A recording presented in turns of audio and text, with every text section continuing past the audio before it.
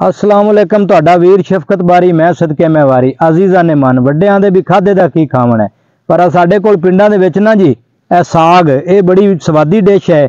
ਇਹ ਹੁਣ ਸਰਦੀਆਂ ਦਾ ਸਾਡਾ ਗਹਿਣਾ ਹੈ जी। ਸਰਦੀਆਂ ਆ ਗਈਆਂ ਤੇ ਇਹਦੇ ਚ ਅਸੀਂ ਸਾਗ ਬੜਾ ਰਾਜ ਰਾਜ ਤੇ ਖਾਣਾ ਹੈ ਤੇ ਡਾਕਟਰ ਜ਼ਰਾਤ ਵੀ ਦੱਸਦੇ ਨੇ ਵੀ ਇਹਦੇ ਬੜੇ ਫਾਇਦੇ ਨੇ। ਇਹਦੇ ਚ ਫਾਸਫੋਰਸ ਹੁੰਦਾ ਹੈ, ਫੌਲਾਦ ਹੁੰਦਾ ਹੈ। ਸਿਆਣਿਆਂ ਦੇ ਵੀ ਚੇਤਰ ਦੀ ਪਾਲੀ ਖਾ ਲਵੇ ਤੇ ਢਿੱਡ ਚ ਪੀੜ नहीं ਹੁੰਦੀ।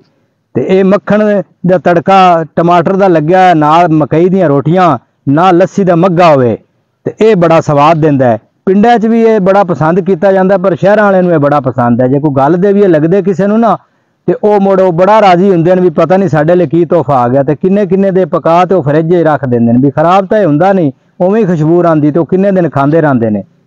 ਤੇ ਉਹ ਜਿਵੇਂ ਕੋਈ ਬੰਦਾ ਸੀ ਤੇ ਉਹ ਸ਼ਹਿਰ ਗਿਆ ਤੇ ਸਾਰਾ ਦੇ ਕੰਮਕਾਰ ਕਰਤੇ ਤੇ ਉਹਨੂੰ ਭੁੱਖ ਲੱਗ ਪਈ, ਹੋਟਲ ਤੋਂ ਰੋਟੀ ਖਾਣ ਵਗ ਗਿਆ। ਉਹ ਗਿਆ ਤੇ ਉਹਨੇ ਪੁੱਛਿਆ ਵੀ ਕੀ ਪੱਕਿਆ ਹੈ। ਉਹਨਾਂ ਆਖਿਆ ਵੀ ਆਲੂ ਗੋਸ਼ਤ ਹੈ, ਦਾਲ ਹੈ, ਦਿਲ ਖੁਸ਼ੀ ਹੈ। ਉਹ ਆਂਦਾ भी दिल खुशी है कोई नवी डिश है यही लै आओ। जिसले लिया अगू साग हूँ शर्मिंदा होंगे ये ना आखे भी लै जाओ मैं नहीं खाता। उस चुप करते खा लिया तो खा तो टुर पिया। होटल वाले आख्या भी पैसे आखे ना पैसे के दे। वो वाह वाह ककार आया उन्हें फड़ते उन्होंने तौणी चलाई। बंदे इकट्ठे हो गए उन्हें आख्या भी साढ़े पैसे नहीं देंदा।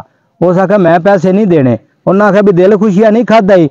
आखे ये दिल खुशियाँ जो पिंडा च असीं एवें पंड पंड दे छड़ने।